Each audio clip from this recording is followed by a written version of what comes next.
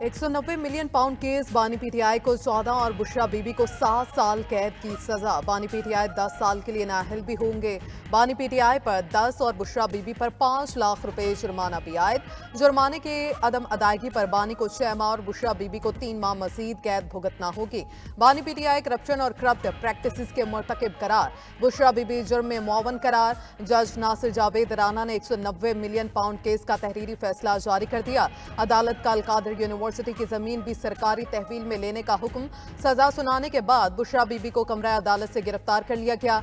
समाज से कबल बानी पीटीआई कमरा अदालत लाया गया। बुशरा बीबी भी अदालत पहुंची।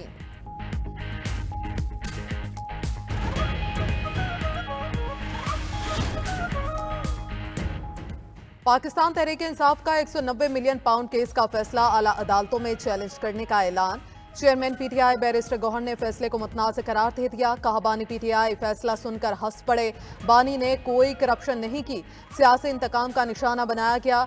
वो कॉम्प्रोमाइज नहीं करेंगे, जल्द बाहर आएंगे, अब इंसाफ होकर रहेगा। इन सब के बावजूद बानी ने कहा मुज़ाकरात जारी रहेंगे।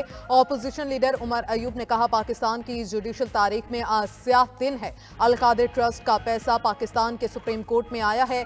सवाल हसन नवाज से पूछना चाहिए था कि वो ये पैसा बाहर कैसे ले गए। शिबली फराज ने कहा, इस केस में जो चोर हैं वो बाहर फिर रहे हैं। ये एक स्याह दिन है और हम इसकी पुरजोर मजम्मत करते हैं।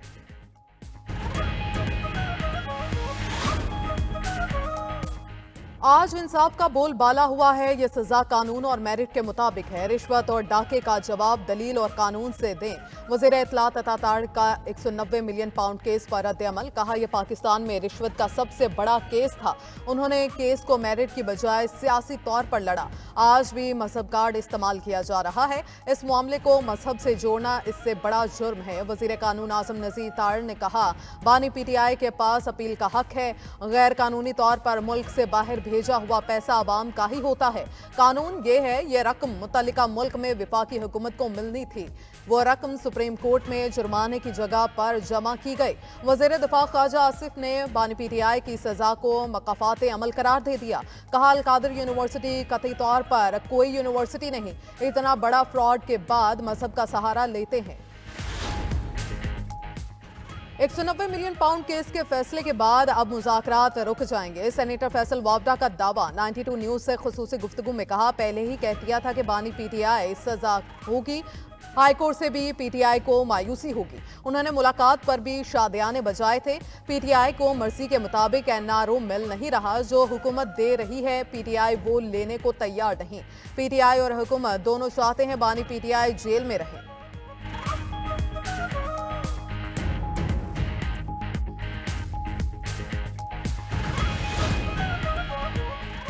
$190 मिलियन पाउंड की चोरी साबित हो गई। पाकिस्तान का पहला वजीर आजम है जिससे रिश्वत पर निकाला गया। अलकादिर यूनिवर्सिटी अब मेरे पास आ गई।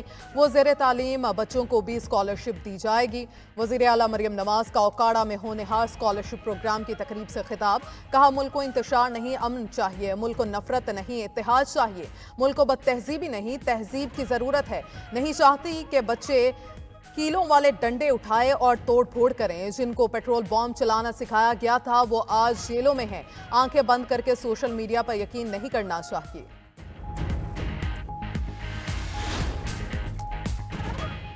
वज़ीर इत्तलात शर्जील मेमन ने कहा, 190 मिलियन पाउंड केस में बानी पीटीआई पर चोरी साबित हो गया। बानी पीटीआई किस हद तक बदनीयत शख्स हैं। अलकादिर यूनिवर्सिटी की जमीन रिश्वत के तौर पर ली गई। बानी पीटीआई ने नैब के जरिए हाकमियत कायम की। बानी पीटीआई ने अपने मुखालिफिन को नैब के जरिए गिरफ्तार कराया था। जरदारी फरियाल तालपुर को बगैर किसी जुर्म जेल में डाला गया।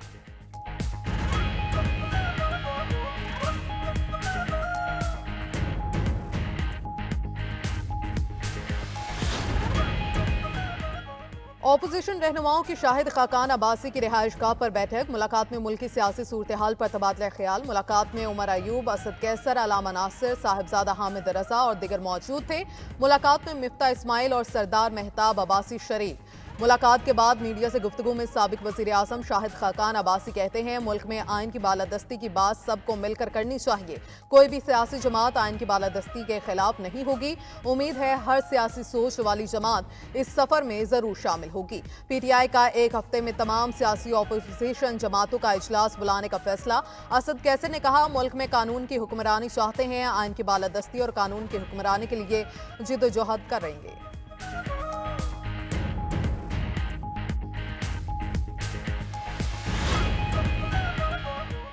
सिविलियंस के मिलिट्री ट्रायल के खिलाफ सुप्रीम कोर्ट के आईनी बेंच में इंट्रा कोर्ट अपील पर समाअत। जस्टिस जमाल मंदुखेल ने रिमार्क्स दिए कि अदालती फैसले में 9 मई जुर्म पर क्लीन चिट नहीं दी गई।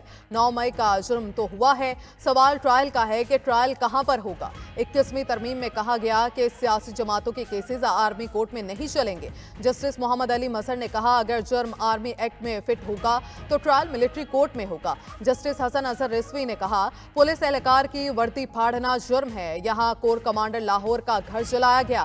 एक दिन एक ही वक्त मुख्तलिफ जगहों पर हमले हुए। पहली मर्तबा ऐसा हुआ है कि मुख्तलिफ शहरों में एक वक्त अटैक्स हुए। जस्टिस जमाल मंदुखेल बोले, पार्लियामेंट सुप्रीम है, पार्लियामेंट पर हमला हुआ तो मिलिट्री ट्रायल क्यों ना हुआ। क्या पार्लियामेंट खुद पर हमला तौहीन नहीं समझती?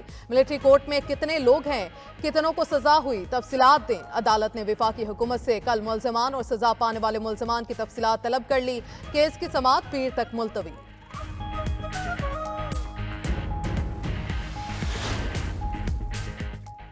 पाकिस्तान का तैयार करदा इलेक्ट्रो ऑप्टिकल सैटेलाइट खला में छोड़ दिया गया। तर्जुमान स्पार्को के मुताबिक EV-1 डिजास्टर रिस्पांस शहरी मनसूबाबंदी ज़राअत में मदद के लिए डिज़ाइन किया गया।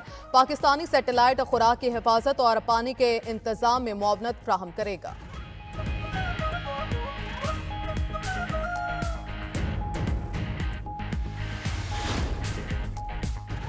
इंटरनेट का मसला बहरानी कैफियत इख्तियार कर चुका। VPN से भी कुछ नहीं चल रहा। पीपल्स पार्टी की रहनुमा शाजिया मरीका कौमी असम्बली में इजहार ख्याल।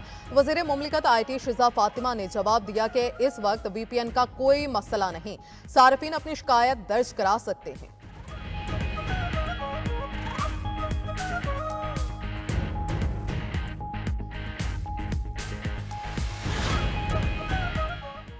बरतानिया और यूक्रेन में 100 साला शराकतदारी का मुआहदा तय। बरतानवी वज़ीर आज़म ने तारीखी मुआहदे पर दस्तखत दौरा यूक्रेन के दौरान किए। कियर स्टारमर ने कहा, यूक्रेन की आज़ादी और तरक्की के लिए बरतानिया हमेशा साथ खड़ा रहेगा। यूक्रेनी सदर की मुमकिना जंगबंदी के बाद बरतानिया और फ्रांस से अमन फौज तैनात करने की दरखास्त। उधर रूस ने 25 यूक्रेनी कैदियों को रिहा कर दिया। यूक्रेनी सदर व्लादिमीर ज़ेलेंस्की ने तस्दीक कर दी। रिहा किए गए कैदियों में फौजी एहलकार और शहरी दोनों शामिल।